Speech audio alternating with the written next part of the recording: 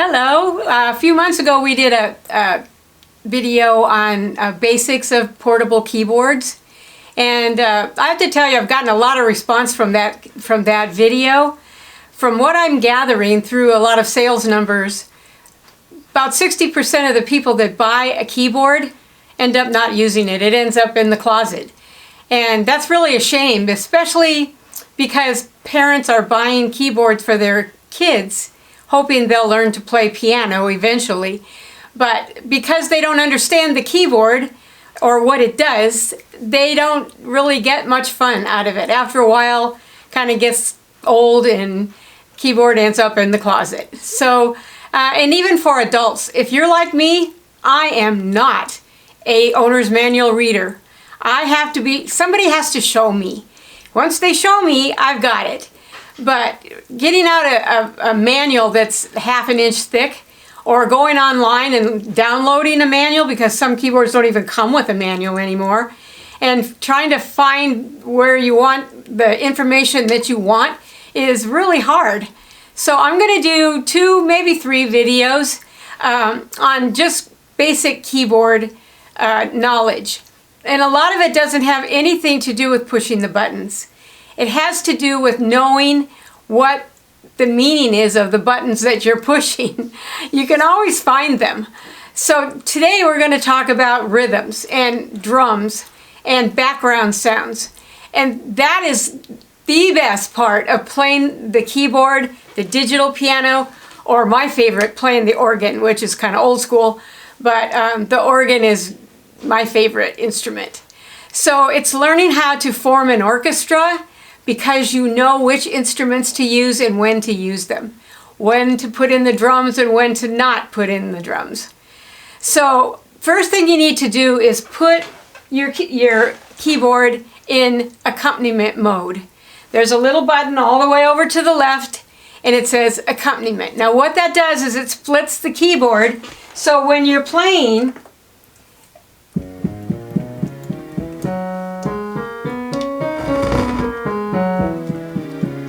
so this F note right here, or F sharp, is where the chords will stop. All right, so it kind of splits the keyboard into 2 sections.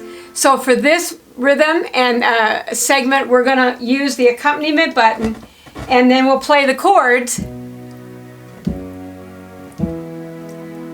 below that F sharp note. And I think that's probably the note that's on most portable keyboards. So if you say, well, I don't have one of those, it doesn't really matter. They're all pretty much the same. They use the same terminology. The buttons are in the same place. Okay, so what we're going to do today is talk about the drums. The drums are the background or the rhythmic section. And let's pretend, for just fun, that we're going to be in a band. All right, we're not going to use the major instruments that are playing in the band. We're only going to use the accompaniments, like the guitar players, the bass players. Sometimes you'll hear strings in there. But if you pick a rhythm, and first let's just start. Let's just pick a rhythm, like I like country, of course. So you just play a chord.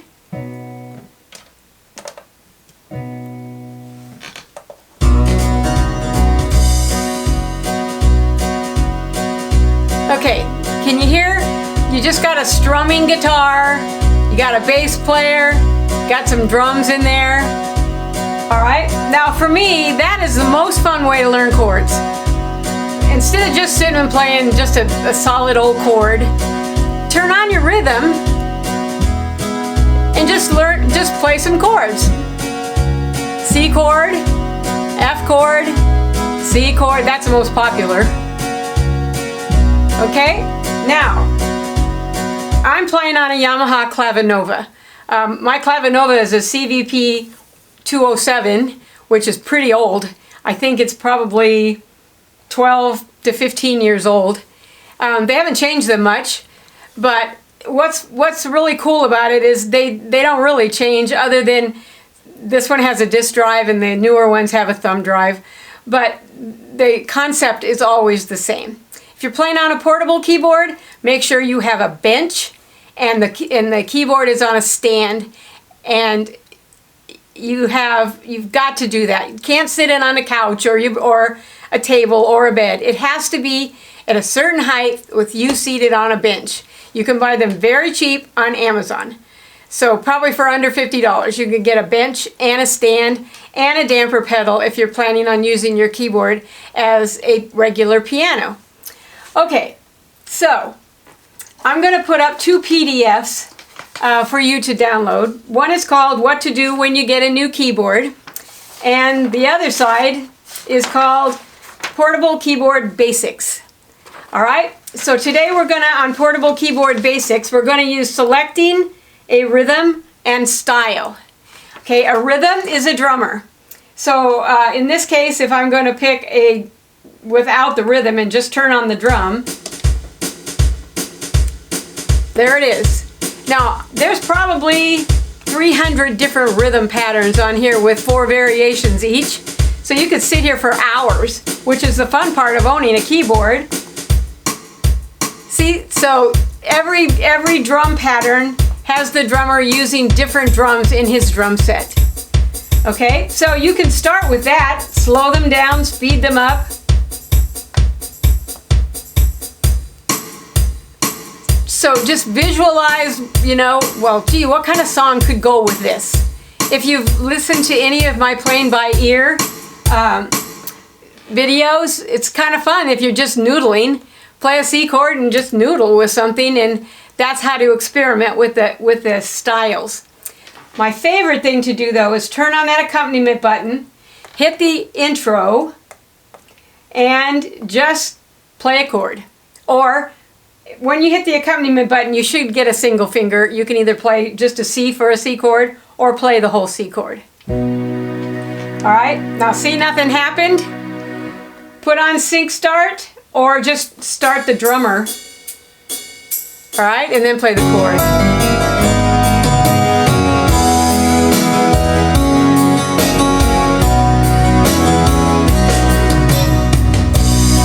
All right, now I'm just going to listen to it for a minute. See if I can hear a song in my head.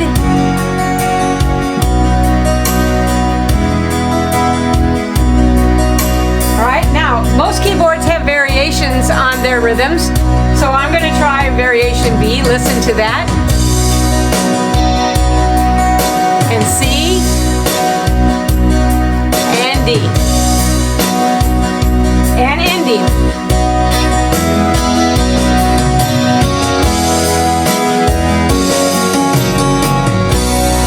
See how nice?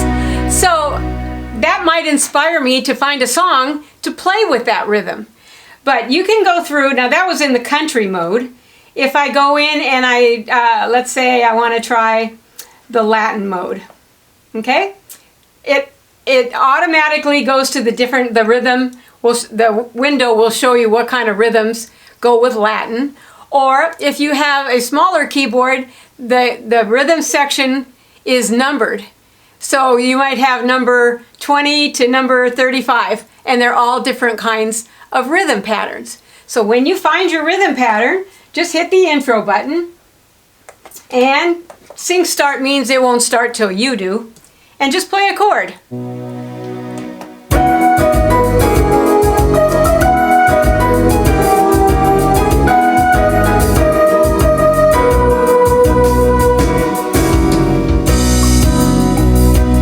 Okay, try different styles, different variations. And try the ending.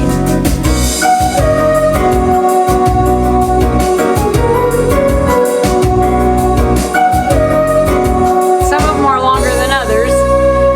But you can spend days just learning all the rhythms. Have a notepad or have your owner's manual where you can highlight the ones that are listed that you like.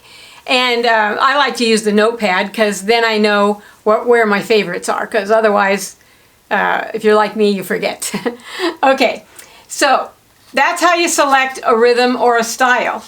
Now, after you've done that, you get out a book. This one's my favorite, and I've recommended it many, many times. It's the Instant Keyboard Songbook, and you get it on Amazon.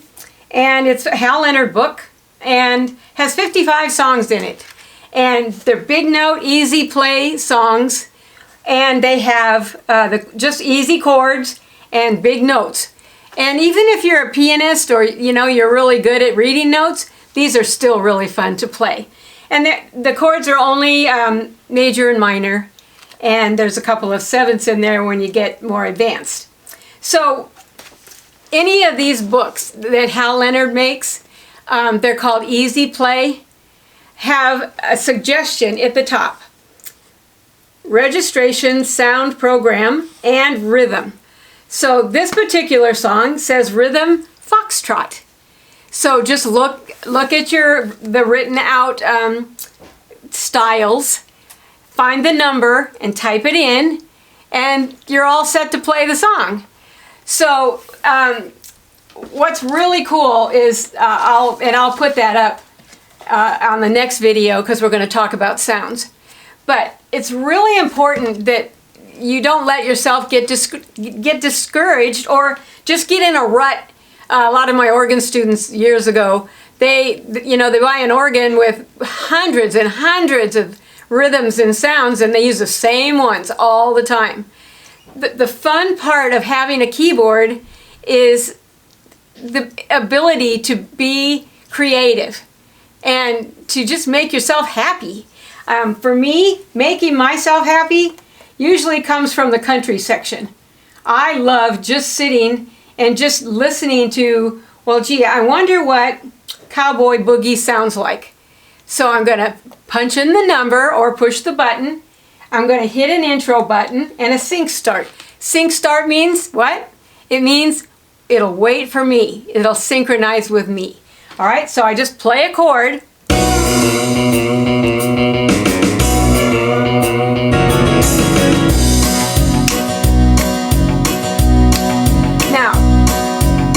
That's a great place to start. Just play a C chord, listen to the intro, and then just take your right hand and just walk up a C, D, E, F, G. All right, then D.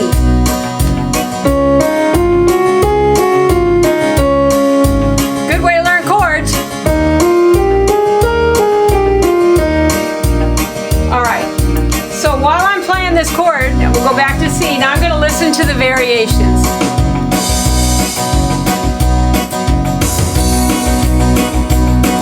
The higher you go in the number on the variations, the more instruments you'll hear. Alright, now I'm going to hit the ending button. And you take a bow.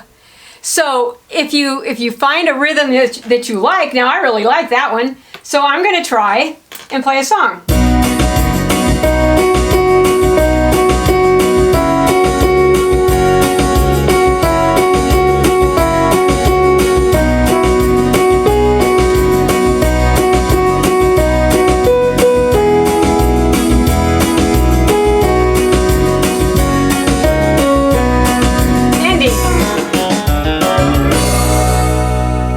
Now, there's only 4 notes in that song, but it's just, if you're feeling like, and it's like, you just go, oh, I don't want to play. It only takes about 2 minutes before you going, oh, I wonder what else this does. So take your time, sit down at your new keyboard if you got one for Christmas, for your birthday, and don't let it end up in the closet. Sit down and learn what the rhythm patterns are. And pick your favorites, get a book, an easy play book, and remember 4/4 time is everything but a waltz. 3/4 time is a waltz, 4/4 time is anything else. Okay, there's some 6/8 time ones in here too, but just remember anything that says 3/4 time is waltz. Okay? All right, so I think that will get you motivated and to get that keyboard out of your closet if that's where it's at. Or open up your new keyboard and sit it on a stand and just sit. Don't play songs, just play chords and listen to the rhythms. And once you get used to them and know where they are, it will bring so much joy to your music playing.